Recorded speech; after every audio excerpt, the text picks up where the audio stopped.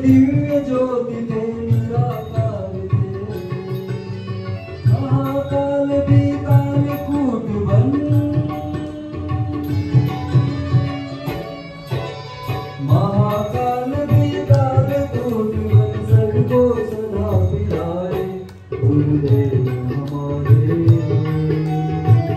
शिव शंकर वरदान, गुरुदेव हमारे शिव शंकर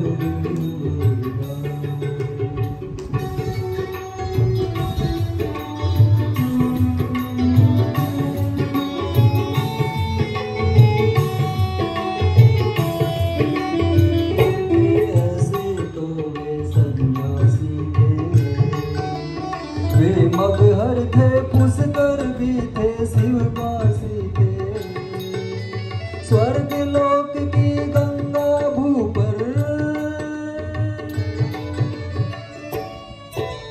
स्वर्ग लोक की गंगा भू पर लाए और बहाए गुरुदेव हमारे शिव शंकर वरदान, गुरुदेव हमारे शिव शंकर वरदान।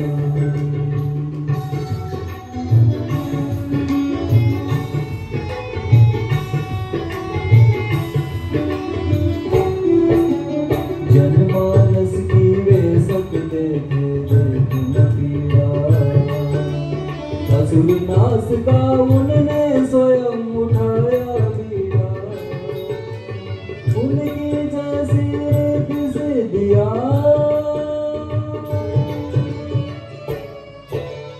उनकी जैसी रीत से दिया, देती नहीं दिखाई गुरुदेव हमारे शिव शंकर वरदान, गुरुदेव हमारे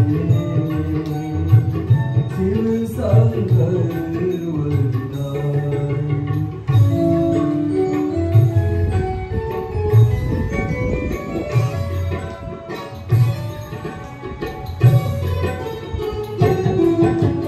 उनका कोई आदि न देखा, न देखा, उनके जैसा वीर योद्धा संत न देखा, उनकी जैसी किसी दिया,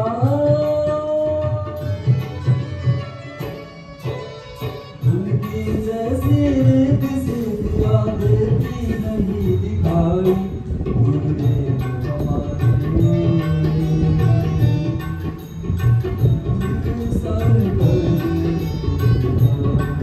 गुरुदेव हमारे शिव शंकर, जैसे किसी दिया देवी नहीं दिखाई, उनकी जैसी किसी दिया देवी गुरुदेव हमारे शिव शंकर वरदान, गुरुदेव हमारे शिव शंकर वरदान, गुरुदेव हमारे शिव शंकर वरदान, गुरुदेव हमारे शिव शंकर वरदान।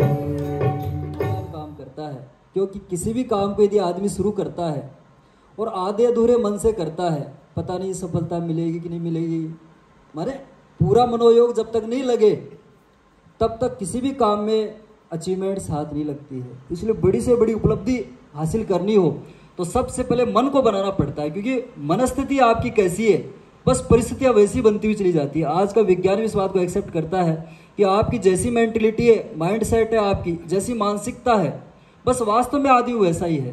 तो मन को बनाना, संकल्प क्या है, मन की एक तरीके से मन को बांधना होता है कि हम एक बड़ा कार्य करने जा रहे हैं। और सही बात तो ये है कि वास्तव में इसका भी सारा विज्ञान आप लोग कल समझेंगे, कल के प्रवचन में, कि 9 दिन ही क्यों जरूरी है। भाई साल भर में है 9 दिन, एक तो उन्होंने चैत्र नवरात्रि के चुने हैं, एक आश्विन नवरात्रि के, क्यों और दिन साधारण क्यों नहीं हो सकती? इसके पीछे क्या लॉजिक है, क्या साइंटिफिक रीज़न है, ये आप लोग कल विस्तार से इसके बारे में चर्चा करेंगे। तो आज आप लोग संकल्प करने जा रहे हैं। संकल्प का मतलब अपने मनोयोग से जब व्यक्ति ये कर लेता है, सोता होगा, तो उन दिनों में 9 दिन में कम से कम अच्छी जो अपनी बेड है उनका त्याग कर देता है। कई लोग तो ज़मीन पे सोते हैं नवरात्र अनुष्ठान में, कई बड़े सख्त तख्त पे सोते हैं, है ना। ऐसे माने अपने ऊपर कड़ाई बरतना। और दूसरा जो होता है इसमें ब्रह्मचर्य का है कि आदमी भले ही कितने भी फिजिकली तो नहीं, लेकिन मानसिक रूप से आज बहुत ज़्यादा एक तरह से वैचारिक प्रदूषण फैल गया है।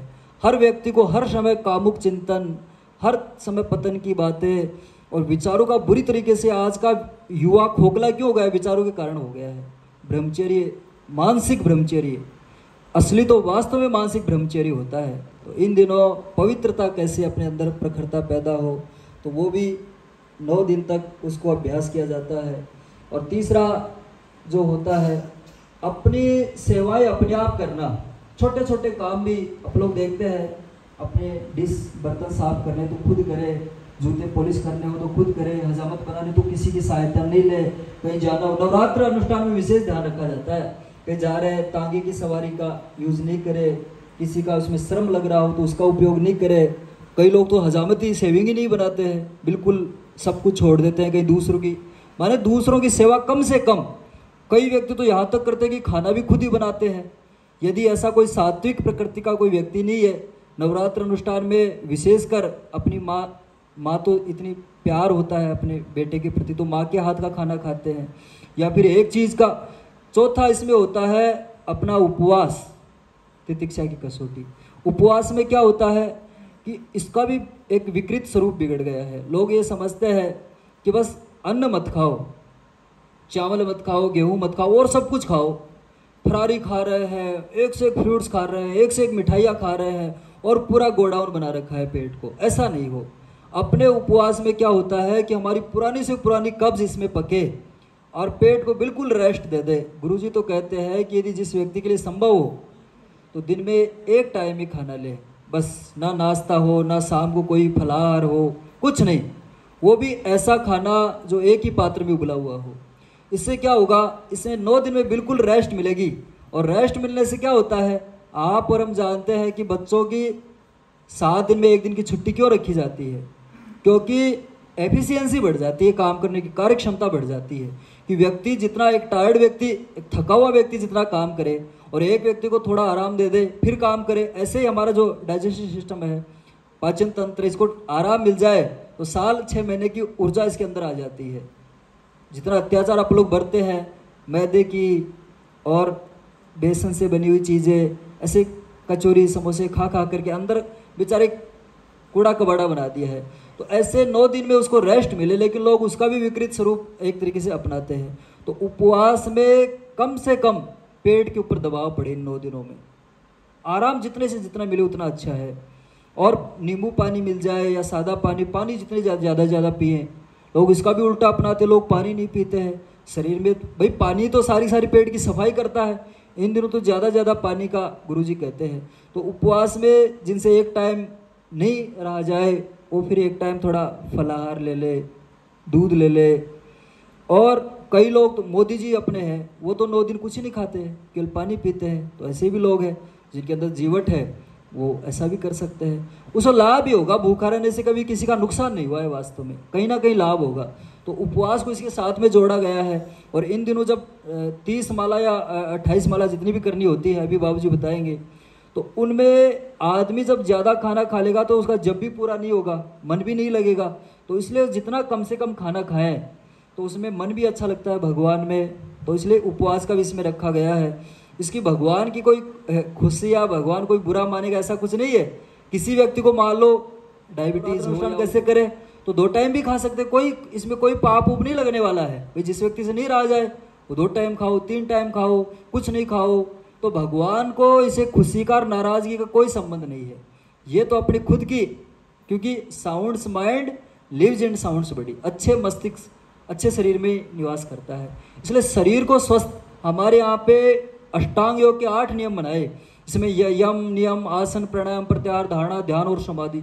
बहुत लास्ट में समाधि, तो पहले 5 क्या है, पहले शरीर को ठीक करने के हैं सारे के सारे, पहले शरीर कैसे ठीक हो।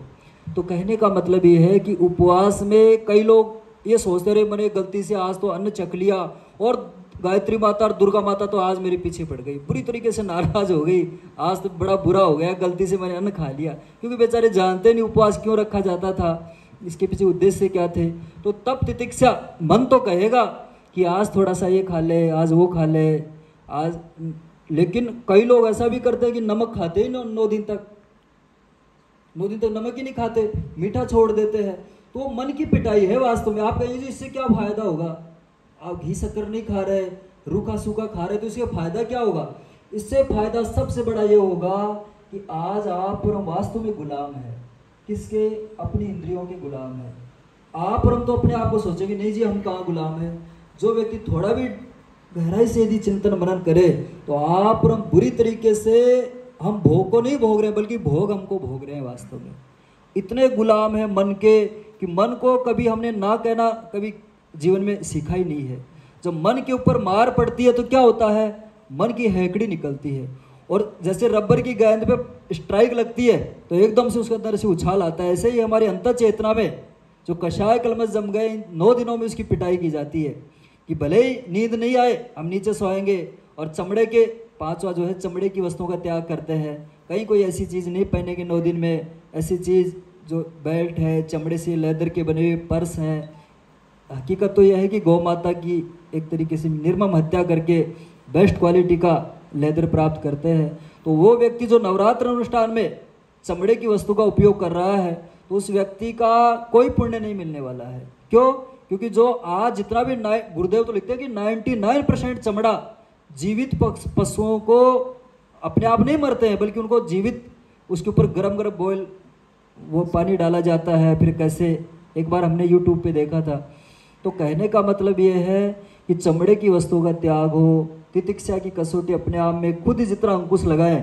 कई लोग मौन व्रत भी रख लेते हैं या कम बोलते हैं, जितना आवश्यकता उतना नहीं बोलते हैं, तो धीरे धीरे आप और हम देखेंगे कि बहुत बड़ी शक्ति का भंडार अपने अंदर है वास्तव में, जो एक प्रवचनों से समझ में नहीं आती है बातें। जो व्यक्ति खुद उसको प्रैक्टिकल करता है तो वो देखता है कि आज तक का तो वास्तव में जीवन आप लोगों ने खराब किया है। यदि जिस व्यक्ति को थोड़ा भी अंदर का चस्का लग जाए, मेडिटेशन का थोड़ा सा ऐसा लग जाए, तो देखेगा कि बाहर कुछ भी नहीं है वास्तव में। आज तक जहाँ तक अपने सुखों में मारे मारे फिरते आए हैं और जितनी बार उठते पटकते मन का हम मार सहे हैं, वो आज 9 दिनों में अपने को पता लगता है और आत्मशक्ति का जागरण होता है। ये 9 दिन वास्तव में बहुत ही विशेष है। संकल्प अपने आप में बड़ा मनोबल लगाना पड़ता है, कड़ाई बरतनी पड़ती है। आपका मन तो कहेगा अरे 30 माला करनी है, 10 माला बच रही है, आज तो कल कर लेंगे। फिर कल सोचता है अरे आज तो क्या करना, शाम को कर लेंगे। तो धीरे बढ़ती बढ़ती कभी उसकी 24,000 का अनुष्ठान पूरा ही नहीं हो पाता है। फिर सोचते रहे क्यों नहीं शॉर्टकट अपनाए, ओम भूर्भुवः स्वः बोल बोल करके कर ले। ऐसा नहीं हो।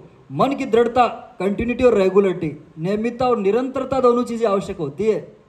नियत स्थान पर नियत समय पर 9 दिन में बड़ा विशेष, भले ही मन कितना भी छटपटाए, फिर आप और हम देखेंगे कि 9 दिन में जो भरपूर एक आत्मबल अंदर से पैदा होता है, एक परम शांति का महासागर 9वें दिन आप देखना। लेकिन अपन लोग इन 5 महातप नहीं करते हैं, केवल जीभ की लप लप से केवल मंत्रों की संख्या पूरी कर लेते, उसी को अनुष्ठान समझ लेते हैं।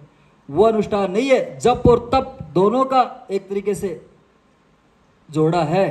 जप भी तप भी, जप तो करते लेकिन तप नहीं करे तो भी नवरात्र अनुष्ठान सफल नहीं माना जाता है। इसलिए आज आप लोग संकल्प करने जा रहे हैं। संकल्प का कोई विकल्प नहीं होता है। मन को बुरी तरीके से इन 9 दिनों में बड़ा उभार भी आते हैं। साधना काल होता है ये, कल इसकी डिटेल से हम लोग चर्चा करेंगे। अभी तो बाबूजी संकल्प कराएंगे।